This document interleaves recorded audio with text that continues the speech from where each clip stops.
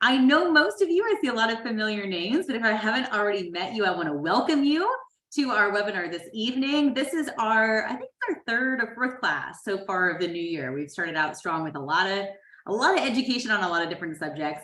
If I haven't met you yet, it's good to meet you guys. Thank you for being here. My name is Blaine Cowart. I am the Vice President of Homeowner Services here at Dallas Habitat. Have the great joy and pleasure of leading our homeowner services team. So if you're working with one of our incredible counselors, Porfirio, Aretha, Christian, then you are working with the team that I get to call my team at Dallas Habitat. The best team, I might add. And so we're really excited that you guys are here to learn about this and just advance some of your knowledge on this topic. Like I mentioned earlier, this is one of the most important topics when it comes to owning a house. Y'all know by now we do a ton of education here at Habitat, a lot of financial education, a lot of pre-purchase education, getting you ready for homeownership. And really and truly, there is a lot of misunderstanding we find among homeowners about property taxes, and not just property taxes, what they are, what they fund, what they pay for, how they're calculated, your responsibility in paying that expense, but also some of the exemptions that exist. And we're going to talk about what exemptions are and why they are so important and why they really matter as a homeowner. And so without further ado, let me introduce our expert. I want to give her the most time possible tonight to dig into our subject matter. I'd like to welcome Ms. Cheryl Jordan, who is with the Dallas County Appraisal District. Hey, Ms. Cheryl. Hello, everyone. Glad to be here. Well, Ms. Cheryl, you know the drill. Our attendees tonight are going to be active in the chat. Y'all, we encourage you to ask questions throughout the presentation. Ms. Cheryl is a wealth of knowledge, I promise you. So any questions you have on the topic of property taxes and exemptions, anything in that wheelhouse, turn on loose, ask questions in the chat, and we'll make sure we can answer as much as possible.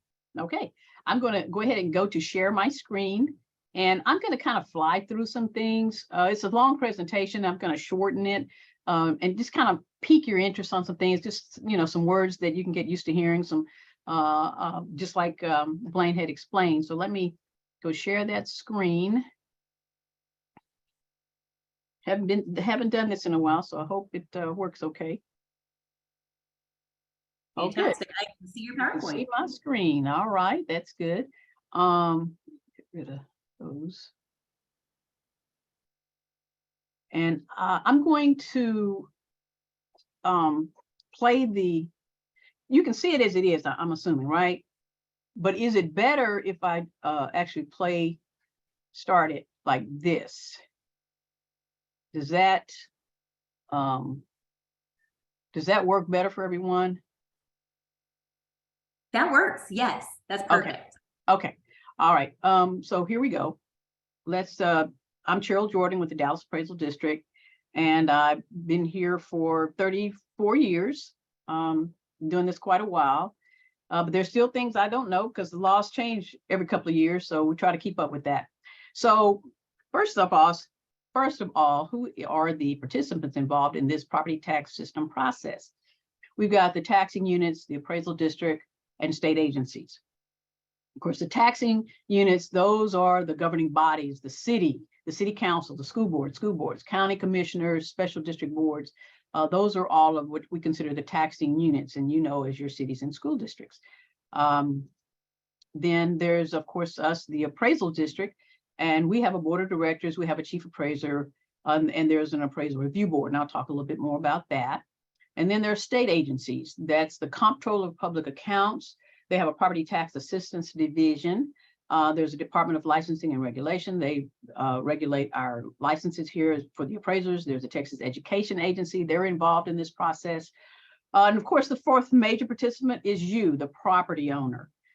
You have a big part in this process because you pay property taxes, you file your homestead exemptions, you protest your values when you believe they're incorrect. You participate in the election process by selecting who you want to represent you, and then the tax rate public hearings. That's a big part that a lot of people kind of overlook, but that's a big part in that impacts your property tax payment amount. So of course, there always have to be some rules and regulations for every industry, and we're no different. There's the Texas Property Tax Code and Laws, which tells us how to do what we do. The Uniform Standards of Professional Appraisal Practices, that's an international standard that we use and go by. And then, of course, the state constitution has some laws in there that we have that affect, obviously, property taxes, one of which it says taxation must be equal and uniform. And the big one is property must be valued at full market value. You know, a lot of people think it's supposed to be valued at something other than what you could sell your property for, or the full market value, but that's not true. And there's some other things that the state constitution says. And it also says that it's property tax is a tax that is measured according to the value. And that's why the value is so important in this process. And so it's a Latin term, says ad valorem, which means according to value. And the value is as of January the 1st. So that's a really important date for us here at the appraisal district, because the condition of your property on that date is, and the condition of the marketplace. And we must value property at least once every 3 years. And so there's a nice long definition of what market value is. It's defined in the laws and the codes, but simply stated, it's what a willing buyer will pay and a willing seller will accept on the open market. That's what market value is. The only caveat or difference to that, there is one law that is the limitation of appraised value of residence homesteads. And I'll talk about that a little bit more when I talk about the exemptions, because if you have a homestead exemption in place, we cannot raise the value more than 10% from the prior year appraised value. So that's the only time that we go outside of that market value in appraisal. And this is just a mathematical calculation to kind of show the importance of what that limitation can do in saving you tax dollars. But here's an example. So say the value of the property is $400,000. But the prior year's value, appraised value, was $280,000. So we take last year's value, multiply that times that 10% cap value percentage, and the capped amount is 28. So we add that 28,000 to last year's value, and that gives us a current year appraised value of 308. Regardless of how the math works, basically, rather than you paying tax on the 400,000, you're going to pay the tax on 308. So it does save, it can save you thousands of dollars in value, which ultimately equates to taxes as well. This is just a further example of how the homestead further impacts that. So we take that 308,000 and we subtract that. Say there's a homestead exemption that the city gives for 20%. So the exemption amount is 61,000. We subtract that to get your taxable value. So the taxable value, that's the value that you're actually going to pay tax on. And so as you can see in this example, on this house that really has a market value of $400,000, your taxable value ends up being $246 using that limited amount of 308. And then if we didn't have that in place, the value you tax would be on the $320,000. So that's kind of the impact that it has, okay? Value is the financial worth of the property. Tax is what you pay the government, which is also known as a levy. So they're two different things, but they're interrelated. We have 3 different types of appraisal divisions. We have the commercial property division, and the major property types there, as you would think, would be offices, retails, hotels, industrial apartments. We appraise all of those, as well as the business personal property. Those are the assets used in the production of income in those businesses. So it'd be their furniture, fixtures, inventory. We tax those as well. And then, of course, what you're mostly interested in is the residential property, which is, you know, you've got single family, townhomes, condominiums, multifamilies, and so forth, manufactured homes, and even vacant lots. And so, of course, here's a kind of a pictorial depiction of the different types of single families. You got the townhomes and your condominiums, multifamily, manufactured homes, and again, land. We even, of course, we value land. or vacant lots, we have to come up with a value for both the improvement and vacant for the land as well, so that we do that also. So how do we appraise property? Basically, what we do is divide the county into neighborhoods. We delineate, and we call that delineation, to basically kind of put homogeneous, similar structures together in a neighborhood. We have over 5,000 neighborhoods in Dallas County. We try to group them by, the similarities, like I said, whether it's similar construction, quality, age, condition, and they can typically be defined by geographical boundaries, whether that's natural or man-made. It could be major streets, major highways, creeks, and they have access to similar amenities. But bottom line, we do delineate the county into neighborhoods, and we appraise by that for that particular neighborhood. We don't necessarily go out of one neighborhood and compare it to another one. But here's an aerial depiction, an aerial depiction. These are an aerial of neighborhoods up in the Carrollton Farmers Branch ISD area. And each one of those colors in those little, where it's the pink, I guess it's pink, it's the 5A MO4. That's our name for those neighborhoods. Those are our neighborhood codes. So every property, every residential property is going to have a neighborhood code. So now that we've defined the neighborhood for all of the buildings, different building types, we have what we call the building classifications. And every structure is assigned a building class. Again, those are also according to characteristics, type of construction, architectural style, materials used, the square footage range, the quality, age, and condition, all the things that you look at probably when you're buying a home. So we're going to be specific and relative to just that neighborhood. So a building class in one neighborhood, I mean, just a building class 18 or 12 in one neighborhood is not necessarily the same as one in another neighborhood. But within the neighborhood, they should be homogeneous or similar. And here's an example. This is taken right out of one of our manuals for our appraisers. This is what a class 2 property, and you can kind of see it's small, and it's on post wood siding, has a post wood siding, exterior and composition shingles. And then as a rule, these houses were built before 1945 in this particular area. Then there's a further specifications as, what kind of quality of material is used or type of material is used. And then here's, we're going all the way up to a class 21, which is very good quality custom brick veneer house. And they're, like I said, there are 26 classifications. So, anywhere from, I think we go from 2 to 26 building class. And this, again, more specifics about the building class 21 for that particular property. So what we do is again, neighborhood specific. We primarily, for residential property appraisal, we primarily use the sales approach. And there is also the cost and income approaches to value. So we're going to be looking at the building neighborhood and the building classification. Our goal is 100% of market value. As I talked about early on, we're required by law to appraise property at 100% of market value. And so what we do is we're going to target neighborhoods by using a ratio study. Obviously, we have over 650,000 residential properties. We cannot appraise all of those every year, although we almost did last year. We appraised almost 90% of the properties last year, which was because the market demanded it.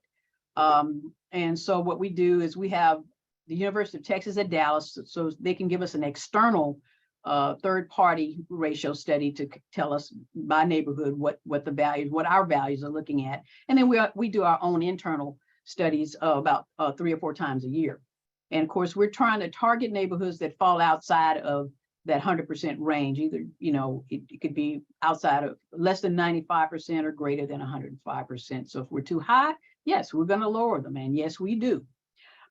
Basically, a ratio study is where you take our appraised value divided by the sales price of those properties that have sold.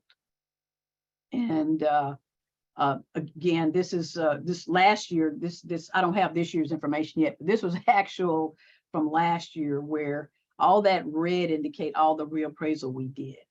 And out of the 662,000 residential properties. As you can see, we appraised almost 600,000, which is just phenomenal last year.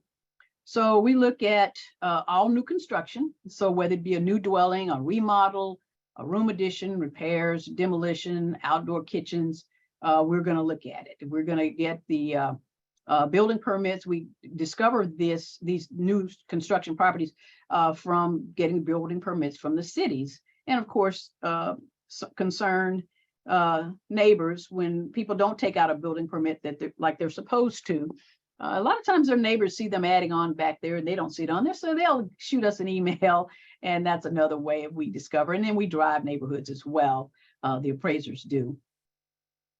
So we're going to develop an appraisal model by neighborhood and building class. So what we do is we're going to come up with a value per square foot. And then we're going to apply that value per square foot to all the same building classes in that neighborhood. And this is how it results in a more accurate and equitable value. Again, it's per square foot. Then for determining land values, we're going to look at what vacant lots have sold for. And in, of course, in North Texas, a lot of there are not that many of vacant lots left. So what we can do is also look at what we call tear downs. And that's where somebody buys a house and then they tear it down. Obviously, they only wanted the land. So we can look at that. And then there's if there's neither one of those, we just use an allocation, a typical ratio of the proportion of land value to building value or total value. So after all of that is done, and the appraisers have been out in the field and they've wrapped up all their work, we're going to send out a notice of appraised value. So what we do is we will mail a notice, but not all properties do we get a notice. I'll talk about that on the next slide. But all notices of appraised value are placed on our website, on the Dallas Central Appraisal District website. So every year, you should just, as a matter of routine, go look at our website toward the middle or end of April to see what your value is proposed to be for that year. So this is our mailing criteria for mailing notices of appraised value. If we increase the value of the property, or if the ownership changed, or if there was a loss of homestead exemption, or if it's a brand new property, or rendered where the property owner provided us some information and they're going to get a notice, okay? Otherwise, if the property did not increase in value, if it did not change at all, or if the value actually decreased, we won't send you a notice. But again, it's going to be on our website. So let's quickly look at the calendar. The appraisal district calendar from August to January, we're out in the field doing property inspections, working those permits that we've gotten. And then in February, they come back in the office doing February and March, doing analysis and valuation and finalizing everything. And then so April through July is the appeals and protest process time period. And typically that's, we mail notices on April the 15th, but we had a little issue with the hacking this year, which shut us down for about 2 months. So we're just kind of getting back started and being able to process our 2023 appraisals. So we're going to be we're going to mail notices a week later than normal. So this year we're going to mail notices on April the 21st. And then, so what the protest deadline is always 30 days from when we officially mail notices. So the protest deadline, rather than being May 15th, is going to be May 22nd this year. That is going to be the protest deadline. And I think that's one date that Blaine and Habitat wants you to be aware of, because if you believe your value is incorrect, that we have the incorrect value on your property, then you need to protest.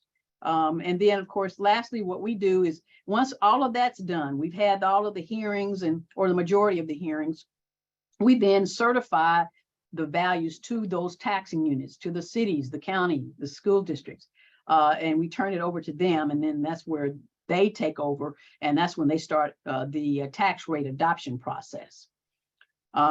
So let's talk about protesting and appealing. It's a little bit early, but we've got May, we'll be here before we know it, or April actually. So who can protest? The current owner can, or you can hire an agent to do it. Or the lessee of a property, and that's typically for businesses, but the lessee can also protest. And so when do you protest? Again, the deadline is May 22nd. You could protest as early as when we put those notices out on our website, which is April 21st, excuse me.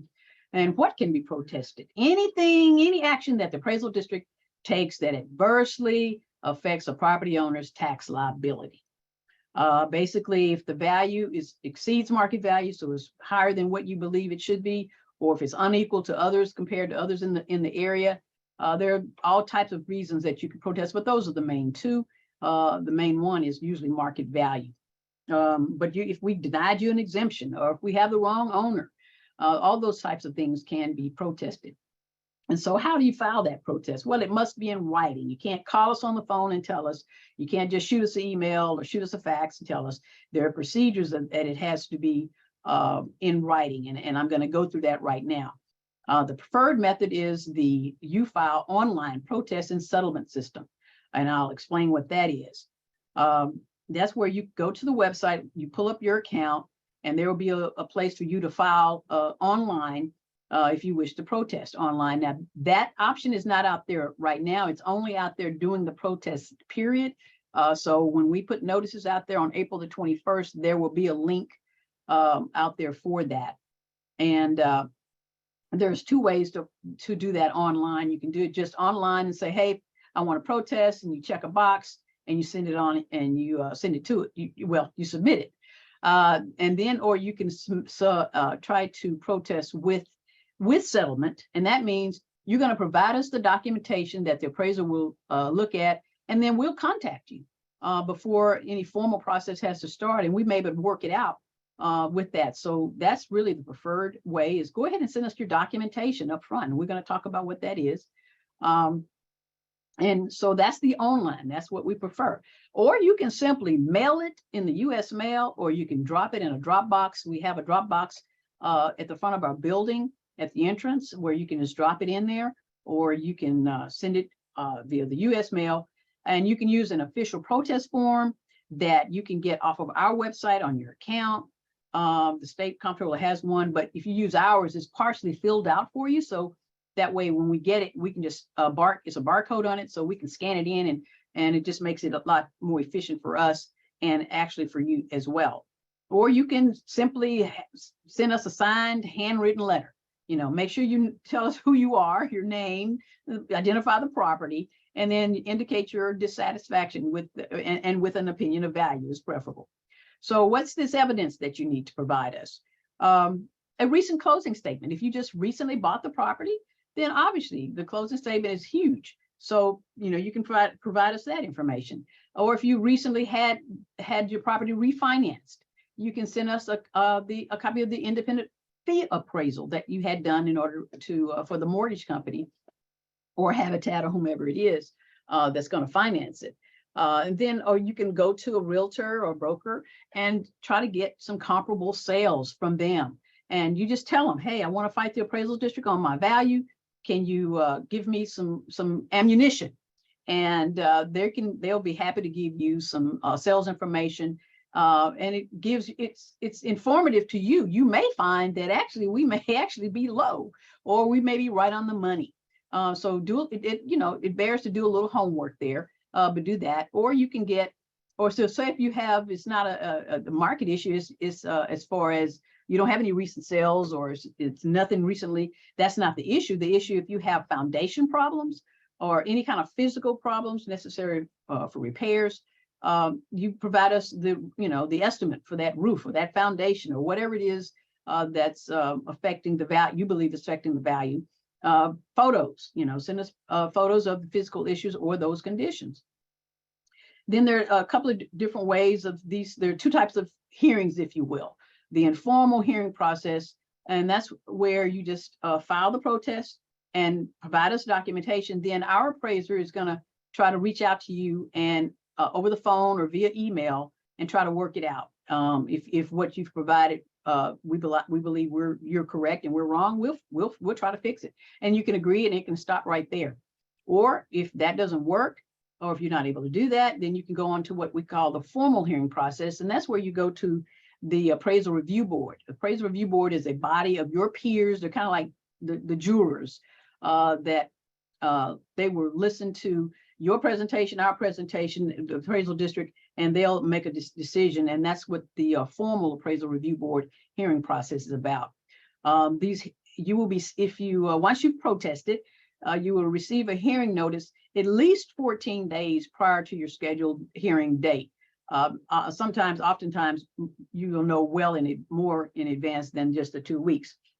And so we mail those out, and we also post them on the account on our website. So if you've protested and you haven't got anything, check our website, your account on our website to make sure it's not something that you just missed getting in the mail.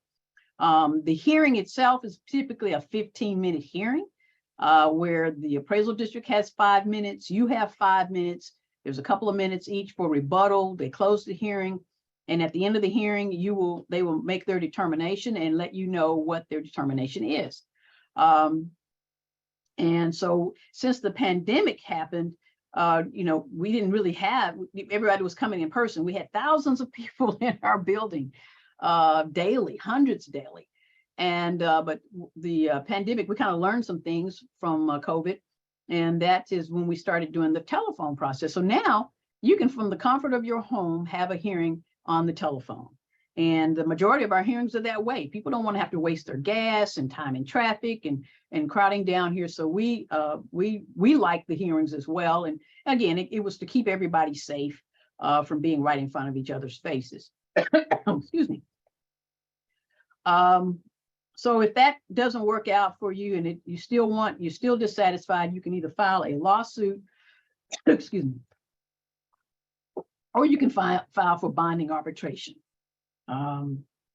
So now let's kind of talk quickly about exemptions. Excuse me, I'm going to get some water.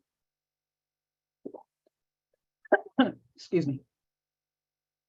And exemptions. Okay, exemptions are huge. They reduce your taxes, bottom line.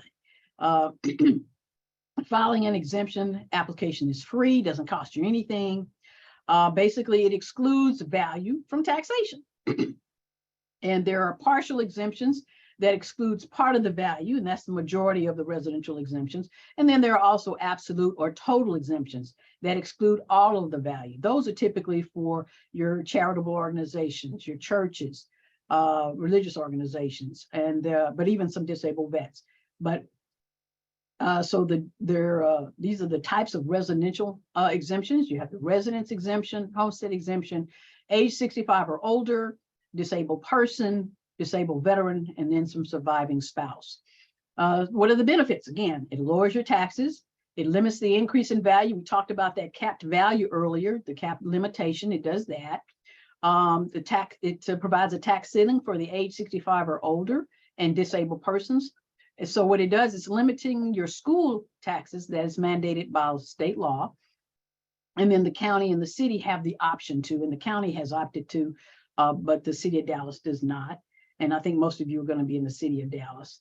And then there's a surviving spouse. So if someone who had an over 65 exemption, or a disabled person, disabled veterans, if they die and they're married, their surviving spouse may continue the exemption and or ceiling. And you may also transfer that ceiling percentage for that over 65 or disabled person if you move to another property. So those are some of the benefits of having the exemptions. And we did talk about this. We talked about this earlier. Another benefit of the age 65 or older or the disabled person, now just those two can defer or postpone payment. And what it does, it just eliminates the late payment penalty. It doesn't eliminate penalties already accrued if you're paying your taxes late.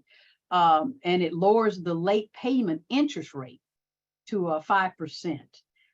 It also, deferred taxes become due either when the ownership changes or when the owner dies. This deferral affidavit is filed with the appraisal district. And but be on notice that most mortgage companies are going to require full payment and do not allow the deferral. Who qualifies for the homestead exemption? Anyone who owns the property and lives in the property. And it used to be you had to be the January 1 owner. And I talked about that January 1st date. It used to apply to exemptions as well. But last year, the law changed. And so it actually, you can get it prorated anytime throughout the year. If you buy a property throughout the year, you can get it prorated on. And then there's also airship owner eligibility. Excuse me. Airship property.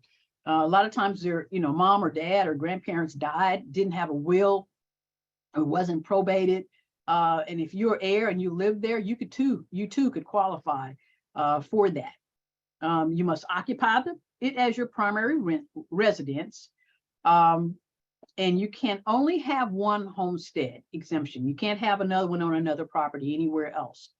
You must provide us a copy of your valid Texas driver's license or valid Texas issued ID.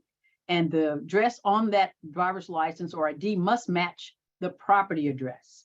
You can be temporarily away, but there's a place on the application to talk about that. And that doesn't apply to a lot of people, but sometimes people's jobs move them out for a temporary period, and they plan to move back.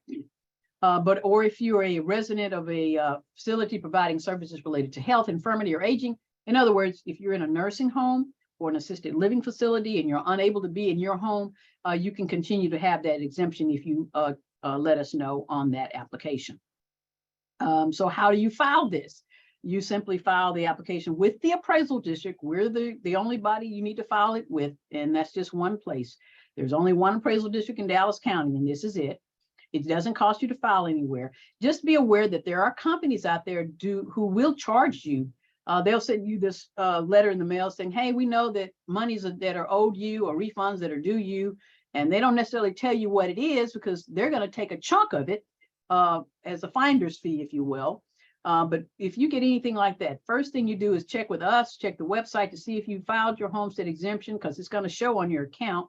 Or you can even check with Habitat if you're still unsure.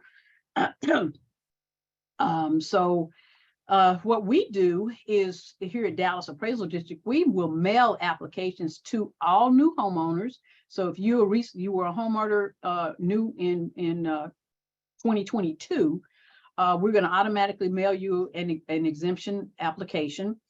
We typically mail those the end of January, but because of our situation with being shut down for a couple of months, we're going to be mailing those out in late February. We also mail out exemption applications to any residential property that does not already have one and where the mailing address matches the property address. So we're reaching out to a lot of people trying to get them to file their application, at least make them know about it and then they can file if they qualify. You can either print an application from our website from your account, because it'll be partially filled in for you, or you can file typically you can file an application online. That process is not working just yet. That was one of the things that got damaged in the hack. So we're trying to get that re-implemented. So maybe you can file online, but always you can print an application or you can request us to mail you an application, and you need to complete and submit that application along with the required documentation. And the good news, you can also file up to 2 years late. Looks like I think that got cut off, but you can file up to 2 years late. And currently you can file for tax year 2022 and tax year 2021. And so if you need to reach us, the best way to start is with our customer service department. And if you have a specific question that they can't answer, they're going to forward you to the right department. And then later on, if you want to just talk to someone in residential, you can call them. But we really prefer you to call our customer service number. They're on the screen. It's 214-631-0910. Okay, thank you very much. And I've got questions and answers, and I'm going to stop sharing this. And we're going to actually go to our website while you start asking some of your questions. And I'm going to go through the website with you to because I think that's very helpful.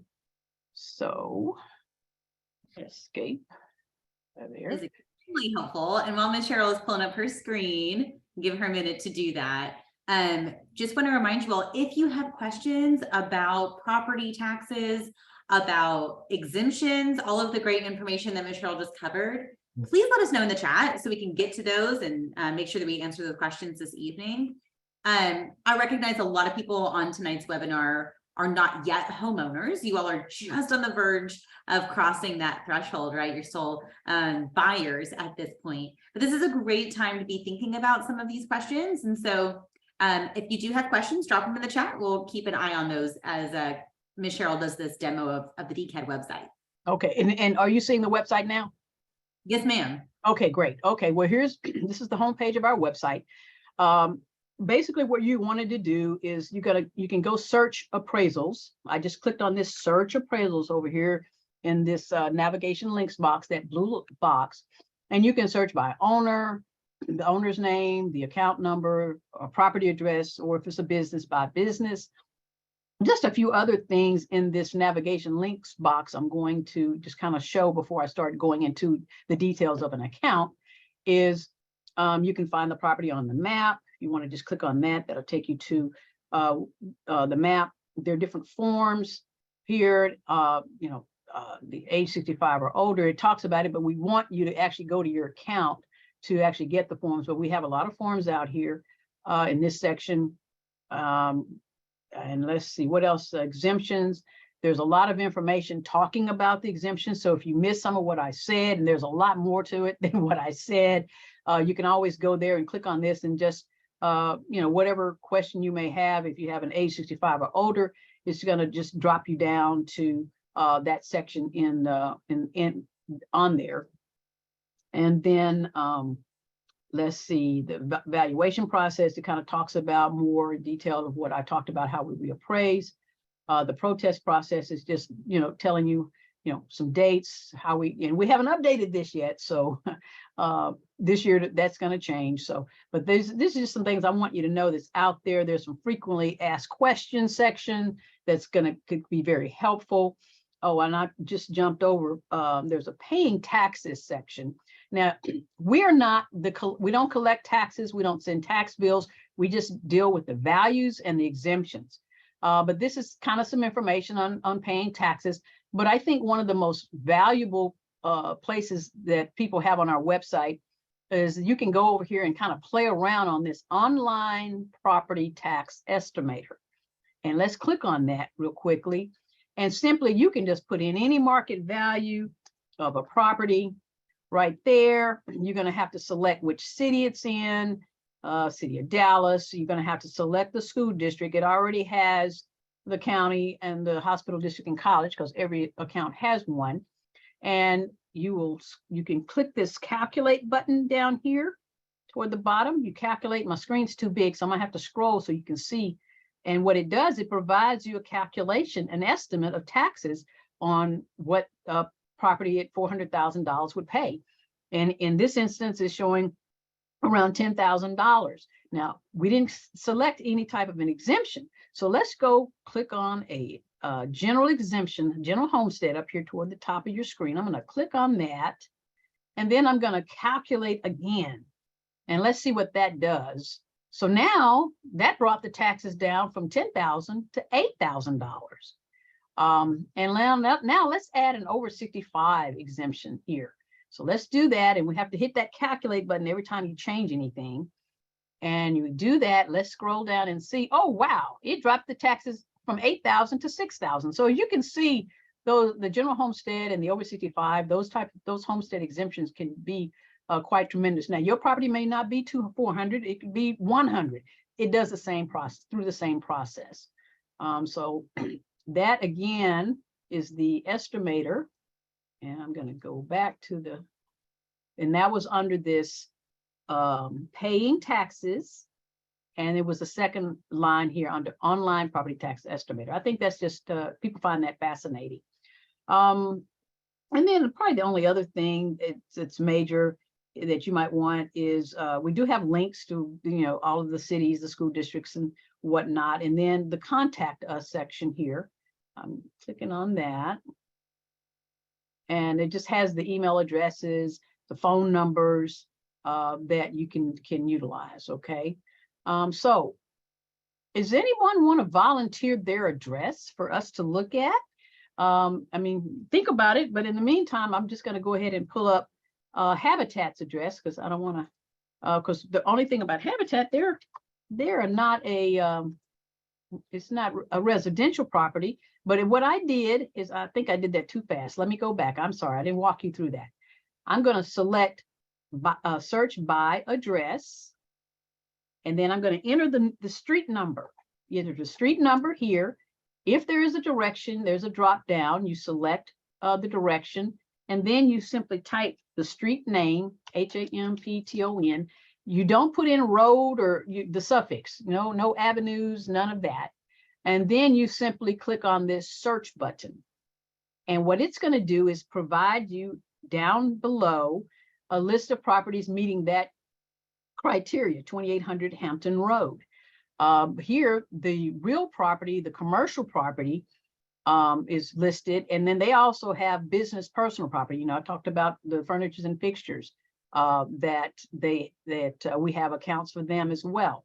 So I'm going to go to this real property. You click on the blue link here, the blue address, and here's the information. You're now on the account. Of course, again, this is a commercial account. And you can, it says view photo, but our photos aren't working right now. But even it's only on commercial properties that you can actually see photos when they are working. But they're not working right now as part of the issue we had. But the appraisal notice, this is where you can see your appraisal notice. Now, of course, this is 2022. This is last year. And this appraisal notice, let's see if I can make it bigger. If I can zoom. There we go. Okay, so I've got that zoomed.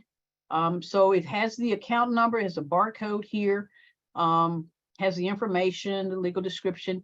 And here is where it's telling you the market value of $6,298,000 in this instance. If there was a difference in the appraised value or the limited value, that would be here. There are no exemptions on this particular property. We tell you that the deadline for protesting is on here, so that's there. Again, this is last year's. And then the second page kind of delineates by the taxing jurisdiction.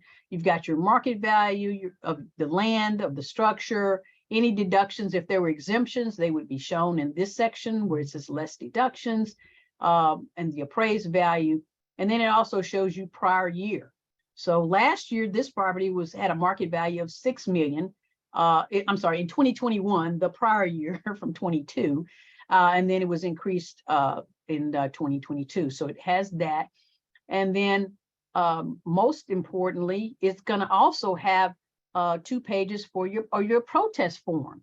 This is your notice of protest. So this is that form I was talking about. If you wanted to print it off, or if we've mailed it to you, you can simply check the appropriate box, market value, unequal, or whatever it is, provide us an opinion of value, sign it, date it, give us some information on how we can contact you, and then you mail that in to us. In the summer, like I said, typically there is a link up here for online protest. That's not there. That's only there at April to the protest deadline. But that's what you would find that. And you can print the exemption form. Here is our exemption form, and let me increase this font for you. Okay, this is an application for it, and it's current for 2023. So you would go here, and we're going to ask you some questions. Is the mailing address different? If it is, why? Explain why the mailing address is different. Provide us the ownership status. Are you a married couple? Are you married living separately? Is it heir property, surviving spouse, and so forth?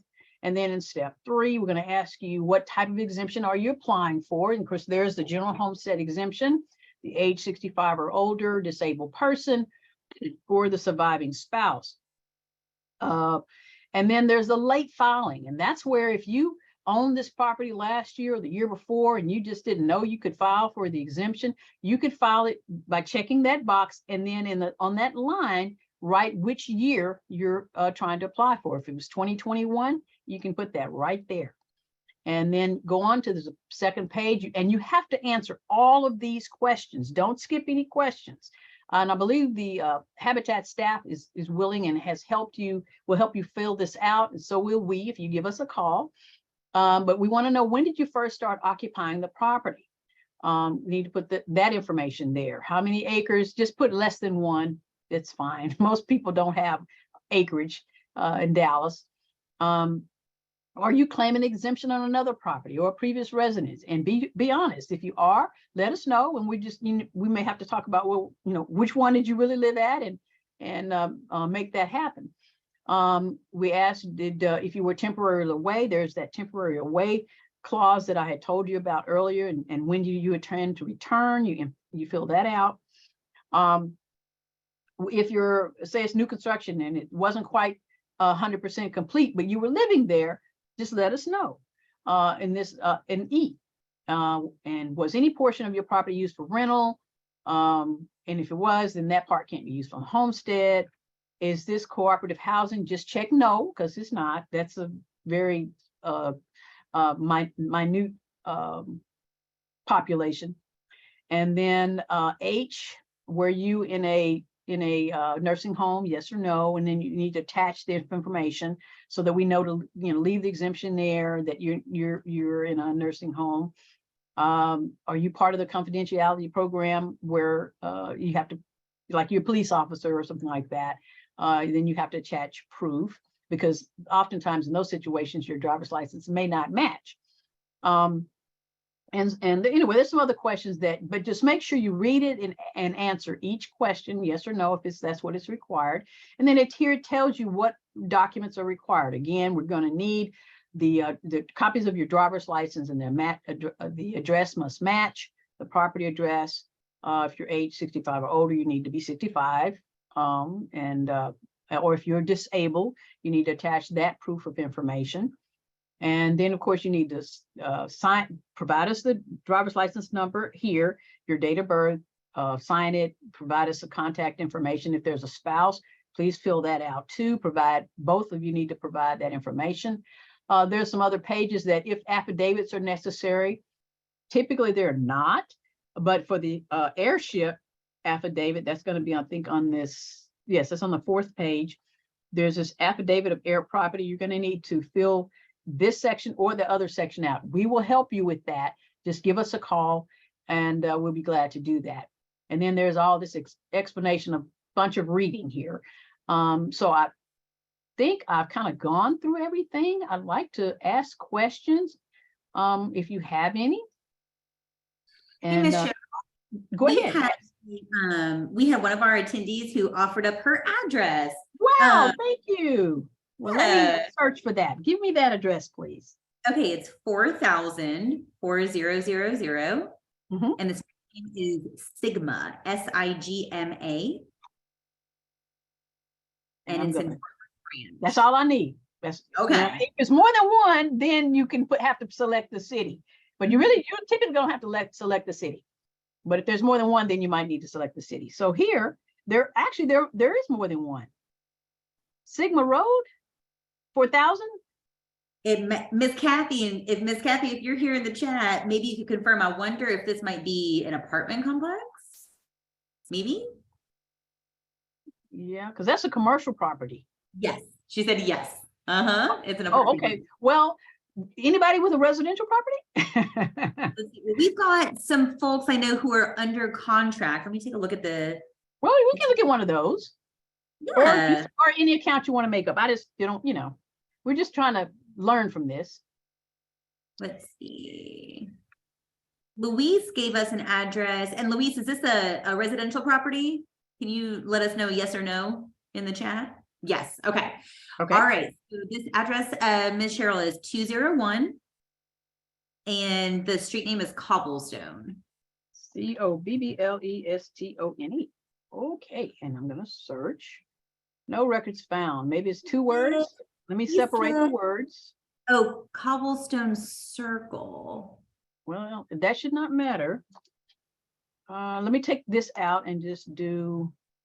And there, sometimes if you don't know the whole thing and there's a range, no, that's not here. Get rid of that. You go down here and you can search for a range on that street. If I've spelled the street correctly, we're going to put 200 to, let's just say 1,100 block.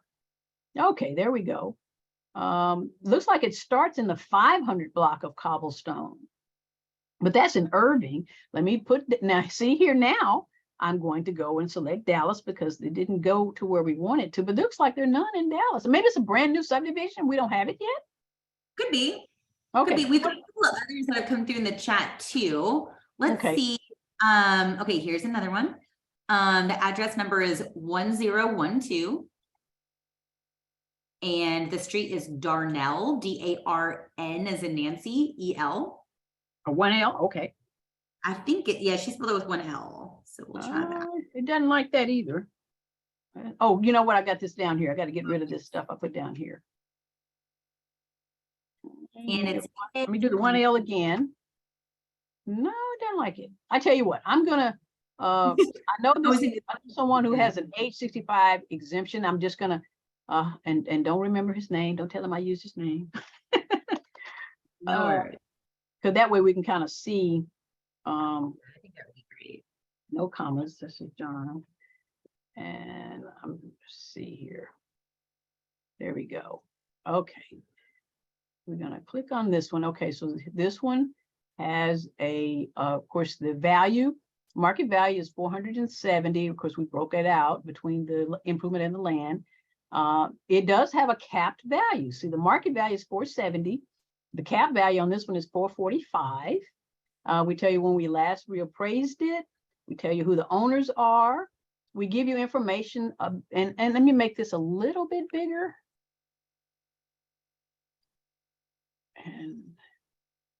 And we give you information about the property itself. The building classification is here. The year built, the age, the desirability. That's just a something we use to help equalize value.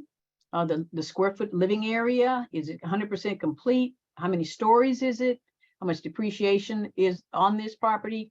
The construction type is frame. It's on a slab foundation. The type of roofing materials, whether it has a fence, if it's air conditioning, still central full air conditioning. Then over here, we've got the number of bathrooms, the number of kitchens, bedrooms, etc. And then under additional improvements, where this is where we put the garage. It's an attached garage, and the square footage of that. Then we talk about the land, how much the land is and the size of the land.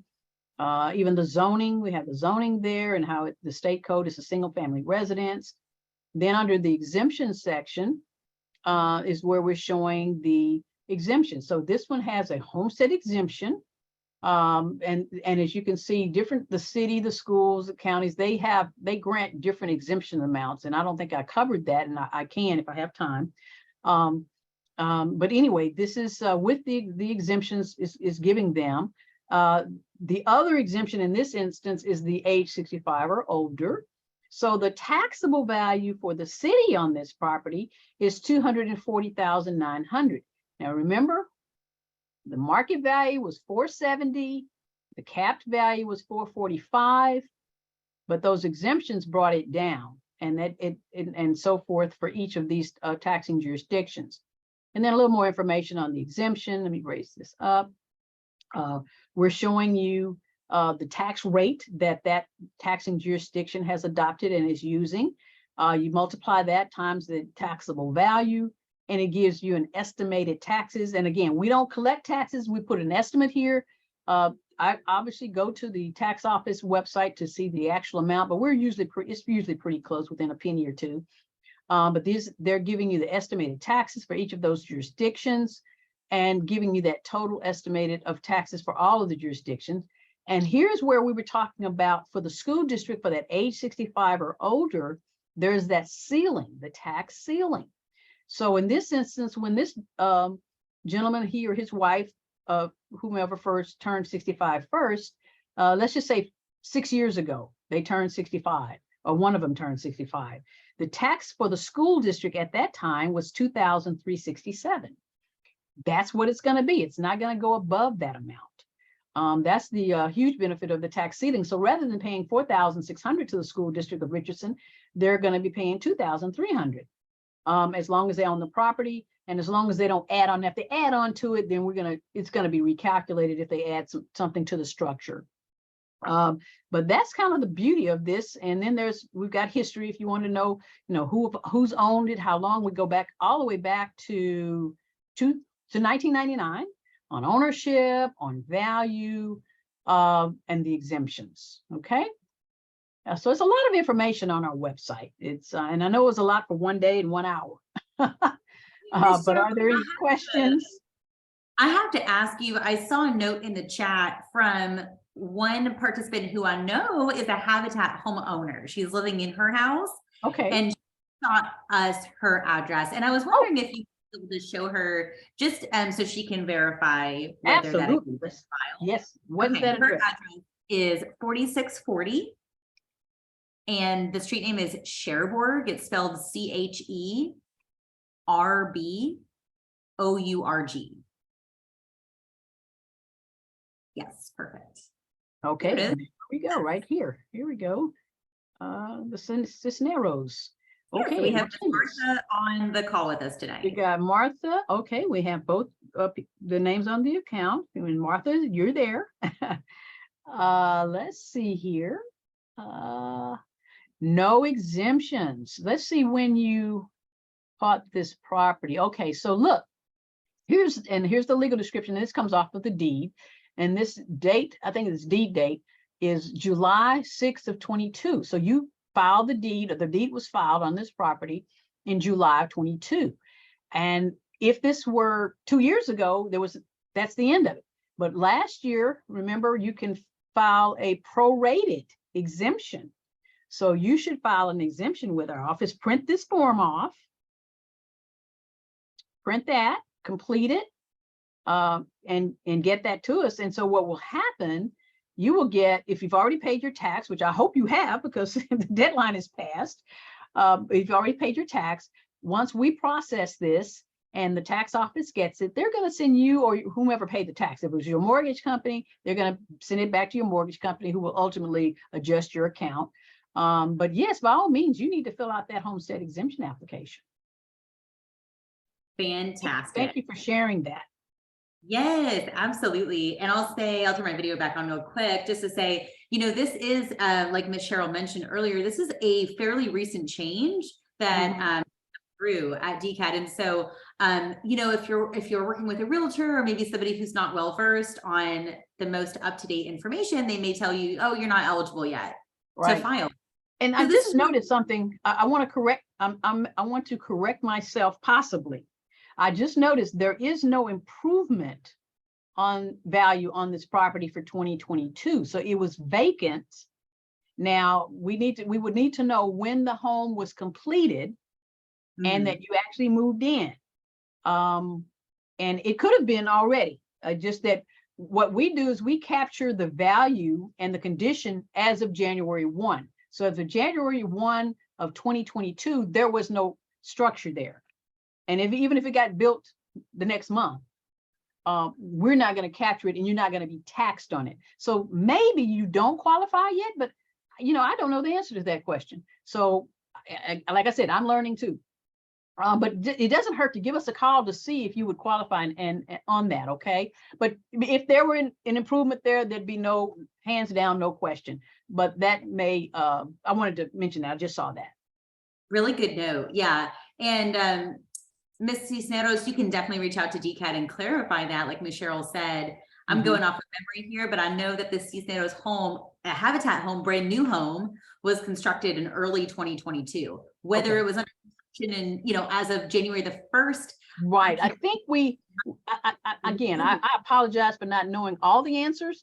And I'm going to actually make that one that I'm going to go find out and learn myself tomorrow when the staff gets here. But by all means, give us a call on that. Any other questions? And again, any question is good. We do have a couple of other questions. Let me see. I'm going to go back to one that came in earlier that I want to make sure that we mention. Okay. Kiani asked earlier in the presentation, Ms. Cheryl, can you confirm market value does not equal purchase price, correct? Well, it can, and oftentimes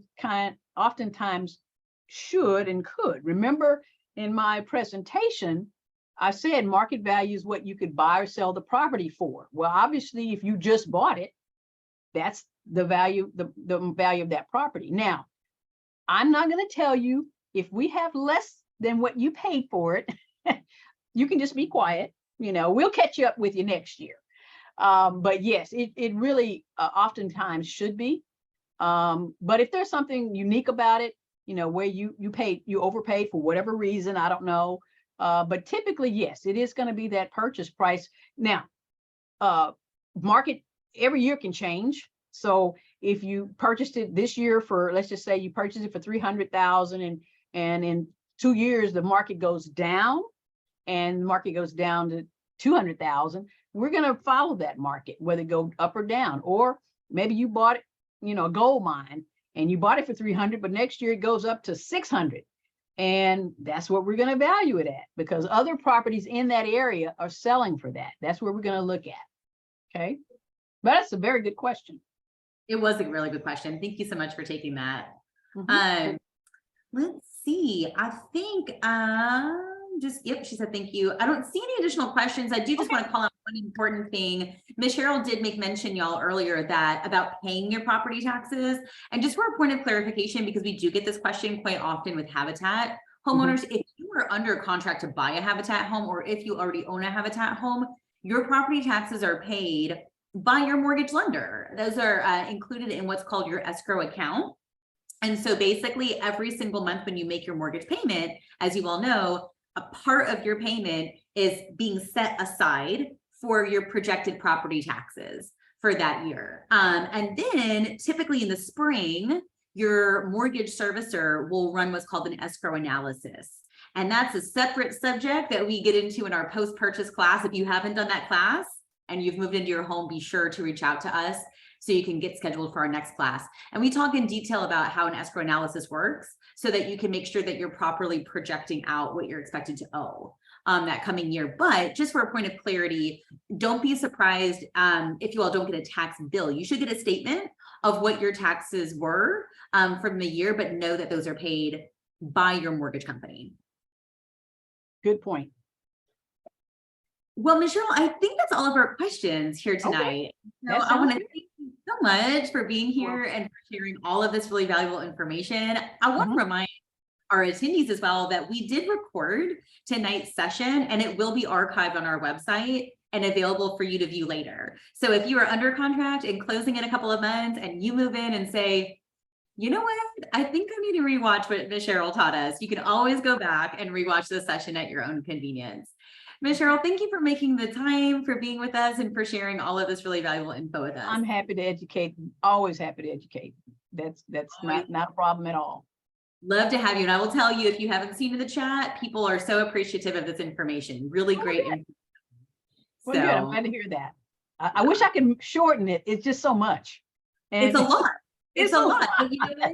I will tell you, and Ms. Cherie gave you a shout out earlier, taxes can be a daunting subject if we're brand new to this information, and you have relayed this tonight in a very easy to understand way that's going to allow people to be able to save money on their taxes and make sure they're filing. Then my mission accomplished. Yeah. Amen. All right. Well, you all have a good evening and everyone be safe. Thank you, Ms. Cheryl. You too. Thanks to everybody who's attended tonight. We will see you for our next webinar, which will be here over the next 2 weeks. Make sure you check out the website educational class calendar to get registered for that. And we will see you back here shortly. Thanks, y'all. Thanks, Ms. Cheryl.